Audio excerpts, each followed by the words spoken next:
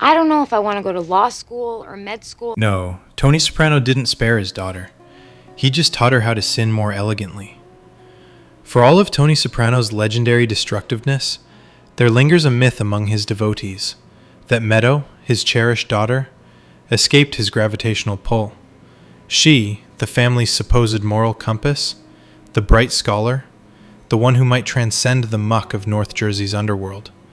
Yet, as with everything in The Sopranos, the illusion of escape is just that, illusion. Tony didn't destroy Meadow with fists or infidelity. He corroded her from the inside out, turning her idealism into justification, her brilliance into rationalization, her independence into complicity. Yeah, you said you wanted to be a lawyer for black people. By the end, she has not eluded her father's world. She has become its most polished defender. Tony's record of destruction is encyclopedic. Having that Kumar on the side helps. Carmela's dignity was eroded through years of humiliation disguised as luxury. Christopher did this? Christopher's ambition was twisted into addiction and despair. I was raped. Dr. Melfi's faith in human nature was dismantled, piece by clinical piece. Even his mistresses, Gloria, Irina, Valentina, were drawn into his orbit and left psychologically scorched. Tony is a walking contamination, a man who poisons every well from which he drinks. And yet, for much of the series, Meadow appears immune. You are such a hypocrite! At first glance, she seems to represent what Tony cannot corrupt: the promise of education, autonomy, and moral awareness. She calls him out on his hypocrisy, chides him for racism, and appears genuinely disgusted by the blood that lubricates the family's wealth. Are you in the mafia? She is, in those early seasons, the sole soprano who dares to question the moral legitimacy of their comfort. But in The Sopranos, sincerity is merely the first stage of surrender. Meadow's sense of justice does not collapse under Tony's pressure. It is slowly refashioned to accommodate him. Her transformation follows a familiar arc of self-deception. Hey, you want to help people, that's fine. She begins as the conscientious teenager, eager to pursue medicine and help people. Yes, she's working 2 jobs. Then comes the pivot. She abandons the idealism of the doctor's coat for the power suit of a lawyer. The change is subtle at first, coated in noble rhetoric about fairness and discrimination. She insists that her father is unfairly targeted by law enforcement, transforming his very real crimes into an ethnic grievance. It's not that Tony kills, cheats, and extorts. It's that Italians are misunderstood. In one breath, she turns mob racketeering into civil rights.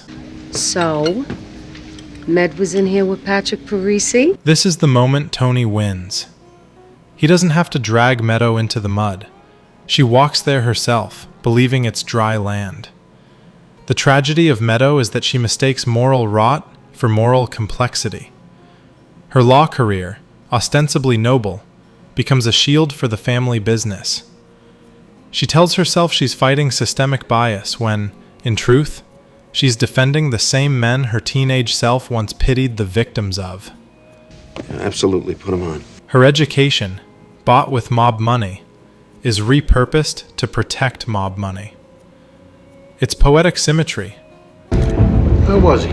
Carmela launders Tony's sins through Catholic guilt and charitable donations.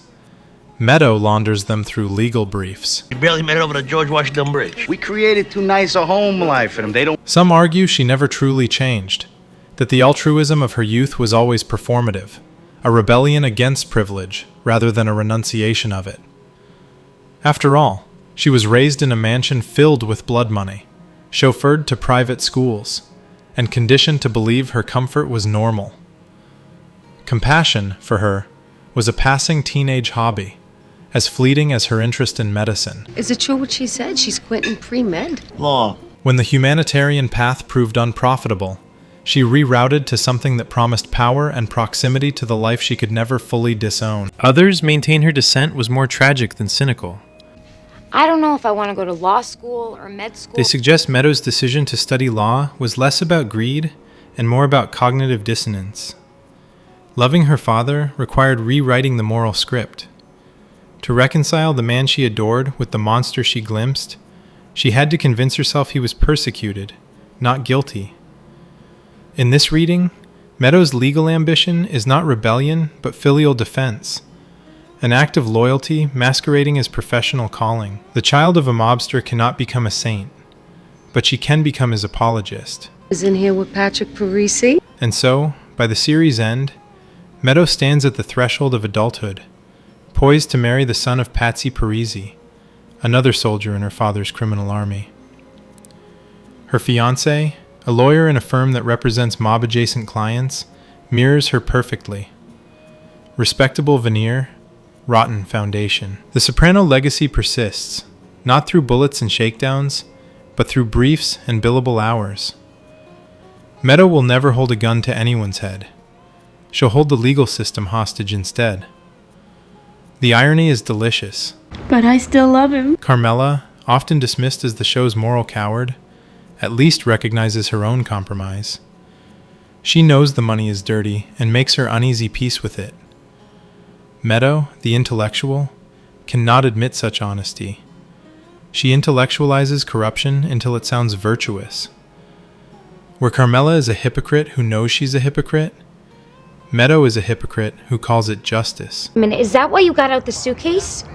I am not going back to the site. Tony, of course, is the architect of this quiet ruin. He spent years insisting that he wanted a better life for his children, all while making that impossible. His version of protection was suffocation. He shielded them from the truth so fiercely that the lie became their truth. AJ, the designated heir to his neuroses, collapses under the weight of his father's contradictions. Meadow, more cunning, adapts to them.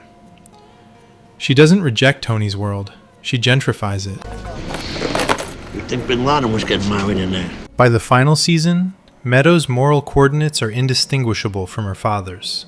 The same self-pitying logic that justifies his murders fuels her outrage at anti-Italian bias. The same entitlement that feeds his criminal empire sustains her belief that she can live above consequence. She is Tony's favorite child because she is his reflection. When he drunkenly tells her, "You're all me," he isn't exaggerating. He's confessing. The debate over whether Tony destroys Meadow hinges on semantics. He doesn't annihilate her spirit in the overt way he does Christopher's, nor does he emotionally devastate her as he does Carmela. Instead, he contaminates her compass, quietly, effectively, irreversibly. Days she is interning again La Luxtine Abruzzo and Abruzzo. Destruction need not look like chaos. Sometimes, it looks like success.